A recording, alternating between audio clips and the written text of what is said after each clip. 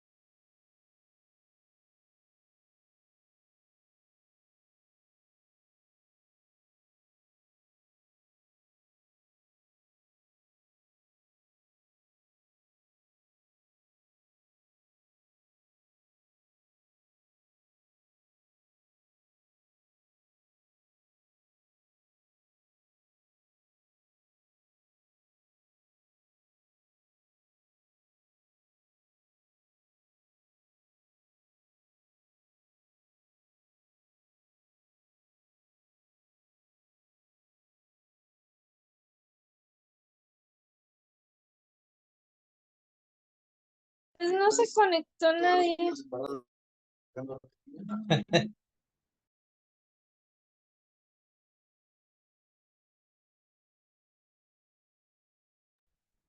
Esta es la plaza de pata en noviembre.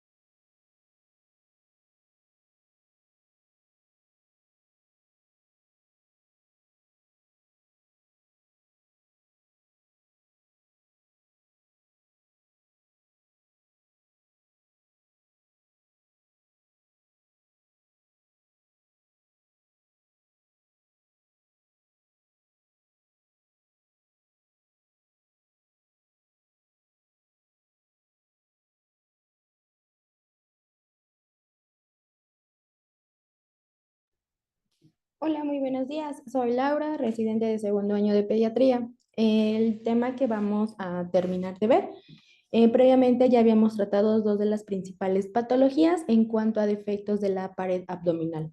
El siguiente que vamos a tratar es una patología que disminuye en frecuencia comparado con las dos anteriores, pero esta tiene más repercusión en cuanto al pronóstico y los estadios que va a tener nuestro paciente. Si recordamos un poco de la fisiopatología de esta enfermedad, lo que nos va a causar es que exista un defecto en el plegamiento caudal en cuanto a las paredes cuando se va formando toda la estructura en el feto. Existen diferentes teorías de por qué se produce esta alteración. Una de estas teorías, o la que es más aceptada, refiere que el desarrollo de esta pared es detenido y posteriormente va a haber un subdesarrollo, el cual va a estar anormal. Por consiguiente, al no ver adecuadamente este desarrollo o este cierre, si lo queremos entender como una capa, va a evitar que esta membrana cloacal se rompa y por consiguiente cause una herniación. Esto también existen otras alteraciones en donde mencionaba que tanto la extrofia vesical también se debe por una exposición o se va a exponer la parte más interna de la vejiga y de la uretra dorsal, lo cual, como lo podemos ver, va a ocasionar muchas alteraciones en lo que es nivel abdominal. Como les mencionaba, esta patología es muy, no es muy frecuente. Se menciona que es de 1 a cada 30,000 recién nacidos y normalmente se llega a presentar o tiene un predominio por mujeres, pero esto es muy poco. En la bibliografía que aparece abajo menciona que es de 1 a 1,3, entonces tiene ligera mayor predisposición por las mujeres, pero no afecta en mucha diferencia. Lo que vamos a encontrar es que se va a hacer una inserción baja del cordón, por consiguiente va a haber una alteración en lo que es líquido o algunas ocasiones puede estar normal y por consiguiente vamos a encontrar una masa hipogástrica en protrusión. La extrofia cloacal, en esta, además de tener la exposición de la vejiga, también llega a estar expuesto el intestino a través de un defecto en esta pared. Esta es más grave que la extrofia vesical y va a estar ocasionada porque no va a haber una adecuada aplicación o un adecuado cierre de la membrana caudal y por consiguiente va a ser un desarrollo del disco germinativo anormal y a diferencia del anterior nos va a ocasionar diferentes manifestaciones. En este caso se puede estar acompañada de ano imperforado, hipoplasia de colon, perdón, onfalocele, que es como lo vemos acá, y además también anomalías en genitales. Entonces, este normalmente también se conoce como el complejo OIES por las manifestaciones extras que se vienen acompañadas. En estos pequeñitos de la extrofia es más grave o tienen peor pronóstico, la que son cloacales, por todas las alteraciones anatómicas que estos pequeñitos presentan. No todo el procedimiento, todo el tratamiento debe de ser pues quirúrgico y tratando todas las patologías subsecuentes a lo que se menciona por las características que presenta. Otra de las patologías que vamos a ver es la pentalogía de Cantor. Esta hay que tener en cuenta que vamos a presentar por fisiopatología, todo se debe a nivel embrionario. Si recordamos un poco de lo que vimos en la fisiopatología de las anteriores manifestaciones, todo esto lo vamos a ocasionar entre las 14 y los 18 días de lo que es el crecimiento del feto. Recordando que toda la parte ventral de nuestro crecimiento se va a originar desde el 8º día de gestación. Se va a producir que esta migración de todas las capas, que es el mesenterio que se realiza, como ya lo mencionamos, del día 14 al 18, va a ser formado de una forma ineficiente. Si va a haber una forma ineficiente, lo que vamos a ocasionar o al no cerrar correctamente es que una capa, la cual va a formar el diafragma, no se desarrolla, por consiguiente vamos a tener una abertura y no solo afecta también al diafragma, sino a través de la parte abdominal. Recordando un poquito, el corazón más o menos es a la 8ª semana, en donde gracias a esta función de las dos capas laterales se va a insertar a línea media y a la semana 9 va a estar esto completamente cerrado. Entonces, si no se hace una adecuada migración de estas células del mesodermo, lo que va a ocasionar es que las capas no van a cerrar, por consiguiente se va a alterar, como lo mencionamos, pared torácica, abdominal, diafragma y pericárdico. En esta patología igualmente menciona que hay factores que nos hacen pensar que nos pueda tener un antecedente. Se refiere que esta patología tiene una herencia familiar, es herencia dominante ligada al X Y si tenemos algún antecedente familiar, hay que tenerlo en cuenta porque menciona que se puede presentar hasta un riesgo del 15, e incluso algunas literaturas sí lo marcan como un riesgo del 10%. En otro punto importante son infecciones virales que curse la mamá durante el embarazo y de estos pues principalmente mencionaba Epstein-Barr, parvovirus, además de que tenga el antecedente de presentar alguna trisomía, ya sea la 18 o la 21. Además, si nuestra mamá estuvo en contacto o con exposición a ciertos teratógenos como warfarina y talidomida, esto nos aumenta el riesgo de presentar esta patología. Ahora, para clasificarla o nombrarla existen componentes. Si recordamos que es una péntala, ¿va? Vamos a ver que tiene 5 defectos. Vamos a ver defectos en malformaciones cardíacas, que normalmente se refiere a la ectopia cordis, defectos pericárdicos, y estos van en conjunto, porque además de este antecedente, estos pequeñitos también pueden presentar comunicación interventricular y comunicación interauricular, y la más grave siendo esta tetralogía de Fallot. Siendo superior, tenemos malformaciones cardíacas. A malformaciones de epigastrio, pues podemos tener protusiones igualmente de lo que es vísceras.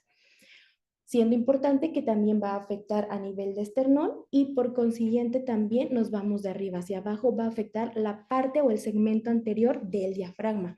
Si nos damos cuenta, todo se va a línea media y es como si tuviéramos una ventana abierta para que todos estos órganos sean expuestos y vamos a tener estas manifestaciones. Estos 5 componentes son necesarios o son los que nos dicen que la enfermedad está confirmada. Esto se denomina o existe una clasificación en donde mencionaban la clase 1. Si en caso de que nuestro paciente no presente las 5, pero llega a presentar alteraciones en lo que es cardíaco o nivel abdominal, es una clase 2 y es un diagnóstico probable por presentar hasta 4 defectos. En caso de que no tengamos todos estos defectos únicamente a nivel de tercio esternón, nos refiere la bibliografía que se trata de una clase 3. Entre más patologías tenga nuestro pequeño, peor pronóstico va a tener. Esto lo podemos ver desde las primeras semanas de gestación. Lo ideal es que los veamos en el primer trimestre, los primeros 2 meses, en donde se va a observar por el ultrasonido que va a haber la presencia de ectopia cordis, como lo habíamos mencionado, y se va a presenciar el onfalocele. Si tenemos estos 2 datos, nos debe de hacer sospechar hasta en un 80% que podamos tener esta patología.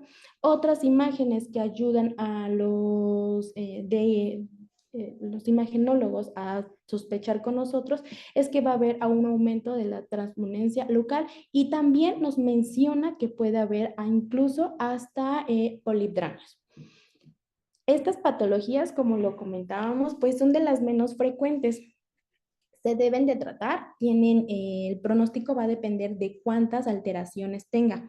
Si estos bebés llegan a tener únicamente alteraciones cardíacas, se menciona que es pues, de las principales complicaciones. No tenemos que tratar al 100%, pero sí les tenemos que dar paulatinamente el tratamiento quirúrgico dependiendo de las alteraciones que tengan.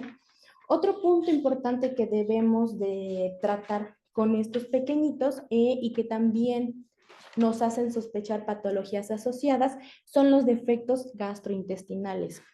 Algo importante es la atresia duodenal. La atresia duodenal pues es la causa de obstrucción intestinal alta y es importante que sepamos o que recordemos que el desarrollo se inicia en la semana 4 y esto se va a deber a que existe un error en la recanalización del duodeno y lo vamos a realizar esto normalmente entre la semana 8 y 10.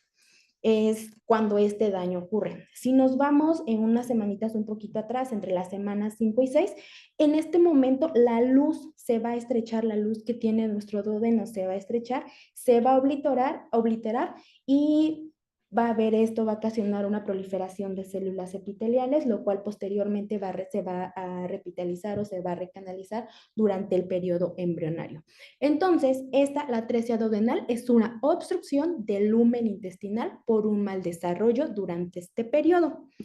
Hay diferentes o también hay diferentes obstrucciones o no que son intestinales, siendo que la del duodeno nos llega a presentar hasta el 50% haciendo énfasis en este tipo de obstrucción. En cuanto a la epidemiología, si nos vamos únicamente por atresia y tratando primero esto, se llega a presentar en 1 a cada 100,000, a cada 10,000 recién nacidos. Y hablando específicamente de la duodenal, que es la mitad de estos, mencionan que la incidencia es de 2.8 en 3 por cada 10,000 recién nacidos vivos. En otras literaturas sí los llega a presentar que es de 1 por cada 6,000, pero es muy poca la diferencia. Esta patología no tiene predicción por sexo ni por raza. Y además sí tiene cierta relación ligada a la herencia. Menciona que esta es autosómica recesiva si ambos padres lo tienen. Otro punto importante es que se llega a presentar hasta en el 30% de los pacientes con síndrome de Down y aumenta más el riesgo si son prematuros.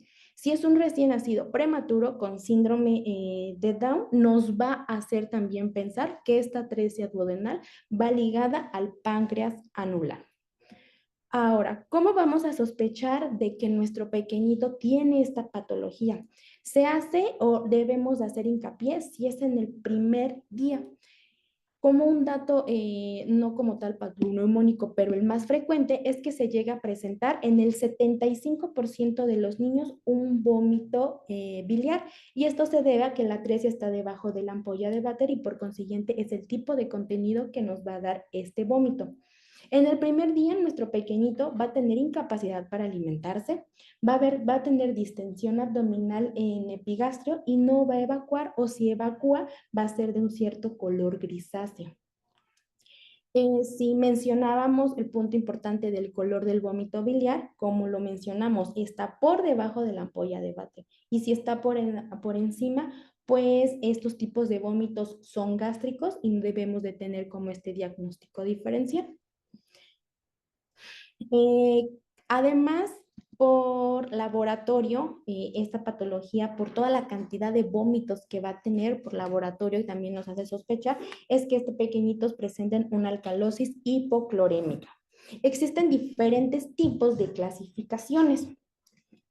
Esta clasificación, la de Lowe, es normalmente por tipos, solo que aquí esta clasificación es para atresias intestinales.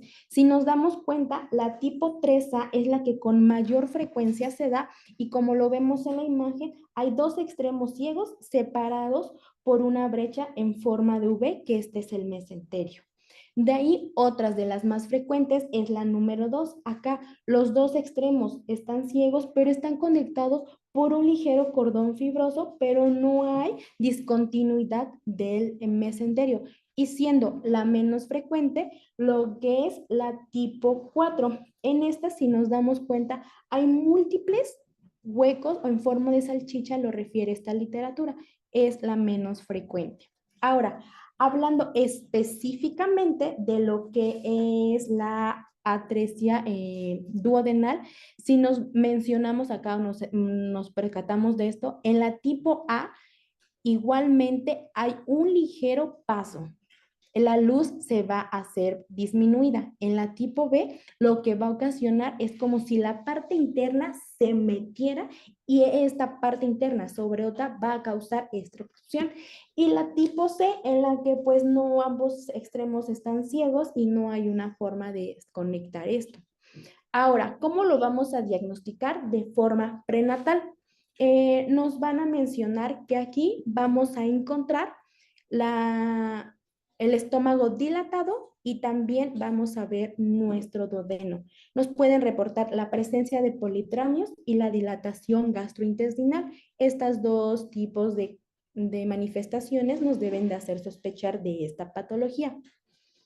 Otro punto importante es que lo vamos a confirmar con una radiografía de abdomen. Nos va a mencionar que ahí se encuentra el signo de doble burbuja. Vamos a encontrar dos burbujas, ahorita posteriormente las mencionamos, en donde es el estómago y el duodeno. Aquí es algo parecido, solo que este es por ultrasonido.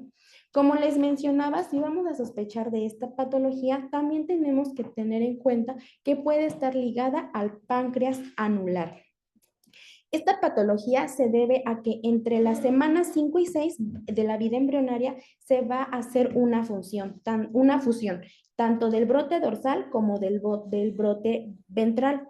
El brote dorsal nos va a dar el cuerpo y la cola y el ventral nos va a dar la cabeza. Habitualmente, los dos componentes lo que van a hacer es que se van a fusionar y por consiguiente alrededor del duodeno y se van a colocar por debajo del bote pancreático. Esto es lo normal. La patología o lo malo que vamos a encontrar aquí es que va a existir una falla en el brote ventral, lo cual nos va a hacer que va a rotar en el duodeno y dando como tal una división o nos va a dar dos brotes ventrales del páncreas, ocasionando que van a migrar en situación opuesta al duodeno y van a estar generando como una envoltura. Entonces, el páncreas va a rotar de una manera diferente, va a formar un anillo en la segunda porción del duodeno y nos va a estar ahí atrapando pues este órgano. Como lo mencionamos, es una falla en el brote ventral y va a haber un giro hacia la derecha. Esta es conocida por la literatura como la teoría del eco. Como les mencionamos, va a girar y va a ocasionar un anillo en el duodeno, lo cual nos va a ocasionar una obstrucción. Aquí igualmente vamos a encontrar cómo se observa esta burbuja asociada en donde se ve la rotación del páncreas. El cuadro clínico que va a presentar nuestros pequeñitos. Es importante tener en cuenta que esta patología se va a presentar, y como lo mencionábamos, en niños con síndrome de Down y va a estar asociada a politromnios. La clínica que va a tener es un vómito no bilioso hasta en el 90%, porque este tipo de obstrucción va a ser preampollar. Va a haber presencia de ondas peristálticas y los pequeñitos pueden estar deshidratados. Además, hay escasas deposiciones, evacuaciones. No se va a presentar distensión abdominal y lo más característico, como lo mencionábamos, las ondas peristálticas. En esta patología no es tan grave, no nos vamos a dar cuenta en los primeros días, pero sí nos va a estar asociada porque no van a alcanzar un adecuado ritmo de crecimiento, van a estar deshidratados. Ahora, la obstrucción duodenal, lo que vamos a realizar, existe una clasificación en donde va a irse desde si es necesario operar al nacimiento, si tiene síntomas tardíos o si es una patología completamente asintomático. Como lo mencionábamos y regresando un poco a lo que es la patología de atresia duodenal, vamos a encontrar el signo de doble burbuja. Una es por el estómago y otra es por la del duodeno. Al tener esta imagen, pues, y por los antecedentes, nos hace sospechar más de esta patología. Ahora, ¿qué vamos a hacer nosotros como tratamiento inicial y cómo lo vamos a estabilizar para que pueda pasar a quirófano a que quiten la obstrucción? Importante aquí es realizar una descompresión con sonda nasogástrica, realizar una reposición hidroelectrolítica, porque como lo que mencionábamos, característicamente va a haber una alcalosis hipoclorémica y no podemos meter a un paciente inestable a tratamiento quirúrgico. Sí, lo amerita para tratar la patología, pero primero es estabilizarlo para que se le realice este. Normalmente o el tratamiento que les dan es una duodenostomía en donde van a hacer la conexión según la clasificación que previamente habíamos mencionado. Van a hacer un corte ventral y posteriormente van a ir realizando las suturas hasta tener una adecuada continuación y con una adecuada luz para que no se vuelva a presentar este. Haciendo como una recopilación o teniendo puntos claves, esta patología se va a presentar en duodeno, va a estar asociada a síndrome de Down, va a estar con el signo de doble burbuja. Entonces, estas tres, como la nemotecnia lo marcaba como la nemotecnia de la D, nos hace sospechar que estos pequeñitos igualmente van a presentar patologías. Como lo vemos, hay patologías que son más frecuentes, como es el onfalocele y igualmente la gastrosquisis, e incluso unas muy extrañas, como lo vimos en la pentalogía. Lo que vamos a tener acá importante es estabilizar a nuestros pequeños y posteriormente, al tenerlos en adecuadas condiciones, solicitar al servicio pertinente que nos apoye con el tratamiento quirúrgico. Por mi parte, con esto acabaría los temas que quedaban pendientes de mi presentación. ¿Alguna duda o comentario?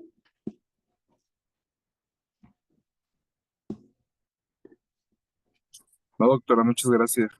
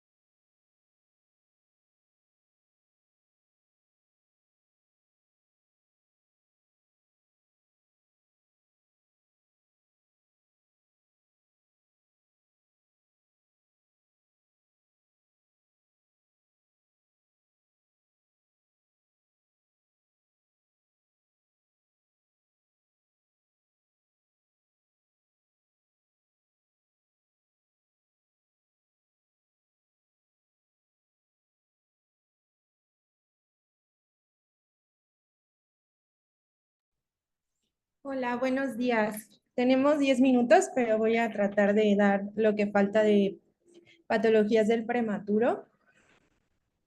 Me había quedado en anemia del prematuro. Ya había dado un poco del concepto, pero voy a recordar algunos puntos. Su concepto en cuanto a la definición de anemia, vamos a tener que es una reducción de la masa de glóbulos rojos, una reducción de la concentración de hemoglobina o una reducción del hematocrito. Los valores normales de estas dos, de la hemoglobina y del hematocrito, también van a depender mucho de la edad gestacional o de la edad cronológica de nuestro recién nacido. Vamos a tener como definición, que va a ser la disminución paulatina y constante de los valores de hemoglobina y recuento reticulocitario que se van a presentar a partir de la segunda semana de vida extrauterina. Como ya sabemos, esta se puede dividir en normocítica, normocrómica o hiporregenerativa. Y pues va a ser la persistente falta de producción adecuada de la eritropoyetina en respuesta a la hipoxia tisular de los recién nacidos pretérmino. Aquí tenemos una tabla de los valores normales de hemoglobina esperado para cada etapa neonatal. En cuanto a recién nacidos de término, recién nacidos pretérmino y en cuanto al peso también. Tenemos que considerar también que los valores de hemoglobina al nacimiento van a disminuir y se va a alcanzar su nivel más bajo entre la semana 8 y 12, pero esto en un bebé de término, en un recién nacido de término, y el punto más bajo que se espera es de 11, hemoglobina de 11. La anemia de la prematuridad va a ser pues más grave que la anemia esperada fisiológica, y esta anemia va a hacer que se estimule la producción de eritropoyetina. El nivel mínimo de hemoglobina se va a alcanzar en los recién nacidos pretérmino antes que los recién nacidos de término por la supervivencia menor de los hematíes, la velocidad de crecimiento mayor de un recién nacido pretérmino y el déficit de vitamina. También tenemos que el nivel mínimo de hemoglobina ya en un paciente recién nacido pretérmino va a ser hasta 9 gramos de decilitro. También los depósitos de hierro van a ser menores en nuestros recién nacidos pretérmino y bueno, tenemos que la eritropoyetina se va a estimular con valores de hemoglobina menores, bueno, entre 7 y 9. Y también considerar que en un recién nacido pretérmino, la hemoglobina fetal va a ser en un 70 a un 80, digo, en un 97%. Ya en un recién nacido de término vamos a tener hemoglobina fetal en un 70 y 80%. Entonces va a ser mayor en un recién nacido pretérmino. Estas ya son causas aparte de anemia en un recién nacido de término, que podemos también considerar que van a ser hemorrágicas y por enfermedad hemorrágica del recién nacido, hemorragias intracraneales, cefalohematoma, rotura hepática, esplénica, gastrointestinal, pero ahorita nos vamos a enfocar más en en la anemia de recién nacido pretérmino. Para el diagnóstico, pues tenemos muchos estudios que podemos realizar en estos pacientes. Primero, saber sus antecedentes heredofamiliares, si tenemos antecedentes en la familia de anemia, ictericia, cálculos, y también los antecedentes perinatales, como un desprendimiento prematuro de placenta, una placenta previa, también el tiempo de ligadura del cordón. En la exploración física, si tenemos evidencia de una pérdida aguda de sangre o una pérdida crónica de sangre, una hemólisis crónica, la biometría hemática para ver nuestros valores de hemoglobina, de hematocrito, y en cuanto a los reticulocitos, si este valor está elevado, vamos a asociarlo más con una pérdida crónica y hemólisis, o si este valor está reducido, pues es más probable que sea secundario a una infección o un defecto de producción. También podemos tomar un frotis, un CUMS directo o indirecto. Si pensamos o sospechamos que esta anemia es secundaria a una anemia hemolítica, inmune, o por incompatibilidad al grupo ABO o RH. Unas bilirrubinas, igual para valorar la hemólisis. Y bueno, ya otros estudios aparte, que estos son más para ya anemia del recién nacido a término, que sería el test de APT, que es para valorar si hay una hemorragia digestiva o para descartar si hay sangre de deglutida materna. Un ultrasonido, ya sea cerebral o abdominal, igual para buscar algún dato de hemorragia, tiempos de coagulación, un aspirado de médula ósea y pues estudios complementarios a los padres. Para el tratamiento vamos a tener que nuestro tratamiento va a ser la transfusión de concentrados eritrocitarios. Como todo, pues va a haber riesgos al transfundir esto, como la sobrecarga de volumen en nuestros pacientes, la hemólisis, la sensibilización a antígenos eritrocitarios, hiperpotasemia, enfermedad de injerto contra huésped o infecciones. Y pues los efectos que vamos a buscar con estas transfusiones va a ser el aumento del hematocrito, aumento del transporte del oxígeno, aumento del hierro y pues disminución de la capacidad regenerativa de la médula ósea. Y bueno, ya como indicaciones de una transfusión de concentrado eritrocitario en prematuros, vamos a tener que va a estar solo indicado cuando tenemos a un recién nacido pretérmino con un hematocrito menor del 20%, y que se encuentra asintomático con una cuenta de reticulocitos menor al 1% o un paciente con signos de hipoxia. También cuando contamos con un valor de hematocrito entre 21 y 30 en recién nacidos con una fracción inspirada de oxígeno menor a 35%, que están usando CPAP o ventilación mecánica con presión menor a 6 centímetros de agua, que presenten eventos de apnea o bradicardia, estos más de 6 episodios en 6 horas o 2 en 24 horas, y que aún los estén presentando con tratamiento con metiljantinas. También que presenten datos de taquicardia o taquipnea, una frecuencia cardíaca mayor a 180 o respiratoria mayor a 80 por un periodo de 24 horas, un incremento ponderal menor a 10 gramos por 4 días, a pesar de estar recibiendo un mínimo de 100 kilocalorías kilogramo día.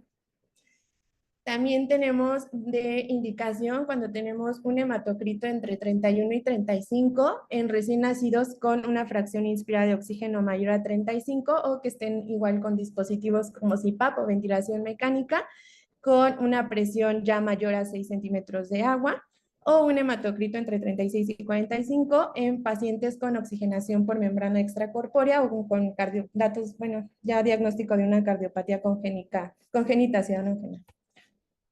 Y bueno, casos especiales en recién nacidos menores a 24 días de vida extrauterina con un hematocrito menor al 40%, recién nacido que será sometido a una cirugía mayor para mantener un hematocrito mayor a 30% o una hemoglobina mayor a 10 gramos decilitro, o que esté teniendo una pérdida aguda de sangre mayor al 10% del volumen sanguíneo total. Y como recomendaciones, el volumen del concentrado eritrocitario que está recomendado para transfundir en un recién nacido pretérmino con anemia va a ser de 15 hasta 20 mililitros kilogramo en una infusión de 2 a 4 horas. Y bueno, en pacientes con inestabilidad hemodinámica se va a valorar la dosis de un diurético como distributivo. El recomendado sería furosemide de 0.5 a 1 miligramo kilogramo. Administrarlo de 30 a 60 minutos después de haber iniciado la transfusión sanguínea.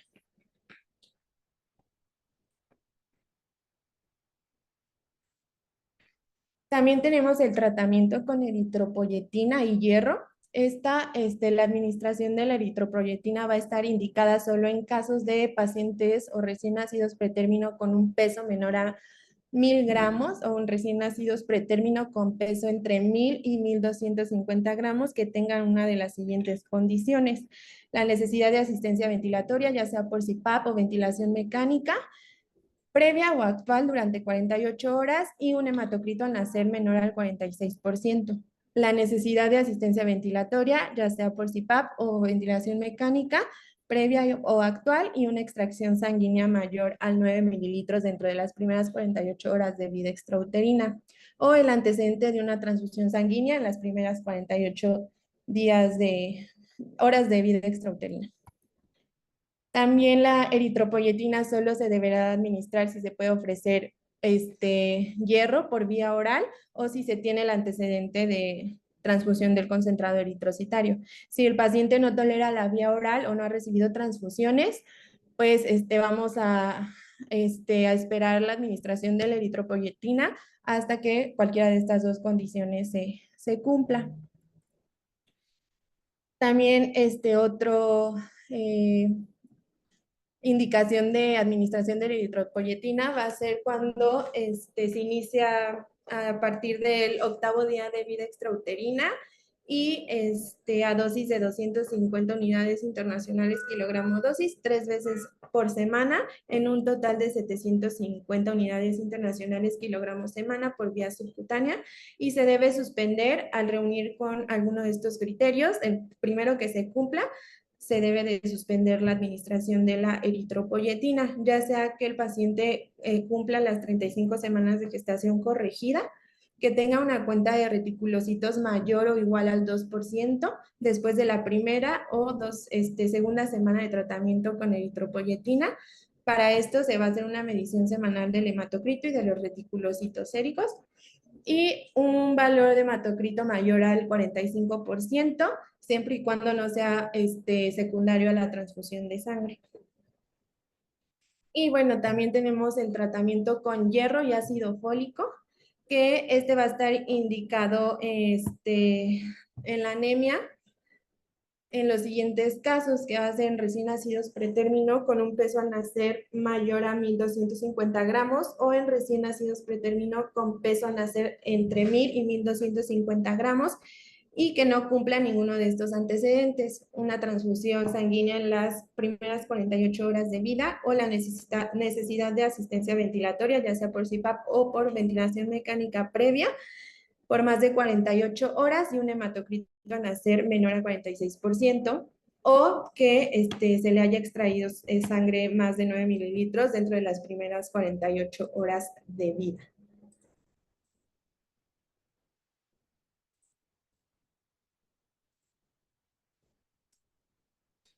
Y bueno, en recién nacidos pretérminos menores a 1000 gramos de peso, concomitante con la administración de eritropoyetina. En estos casos se debe ofrecer de 4 a 6 miligramos kilogramo día de sulfato ferroso hasta que se normalicen los niveles de hemoglobina y se tiene que ir disminuyendo. Se tiene que dejar en una dosis de 2 a 4 miligramos kilogramo día y mantenerla hasta que el bebé o el recién nacido cumpla 12 meses de edad.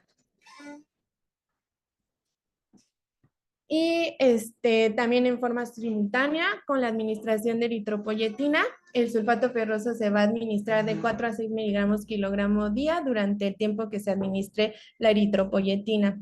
Al término del tratamiento con la eritropoyetina debería disminuirse lo mismo, de 2 a 4 miligramos kilogramo día, y lo que les comenté de mantenerlo por 12 meses, acompañado de ácido fólico, 60 microgramos kilogramo día durante este tiempo.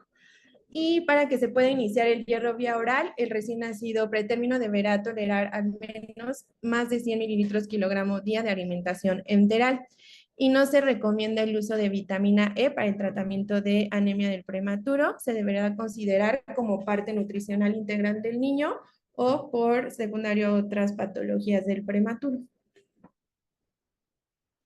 ¿Me da tiempo de continuar con el siguiente tema o prefieren que lo veamos mañana? Bueno, no, es que ya tenemos que regresar a nuestros servicios. Nosotros podríamos terminarlo mañana, el siguiente tema, por favor. Sí, solo faltaría retinopatía. Sí, perfecto. Mañana igual a las 12 estoy pendiente. Si pueden un poquito antes, como porque hoy empezamos un poco tarde, porfa, para que sí logremos terminar el tema. Ok, sí. Muchísimas gracias. Gracias.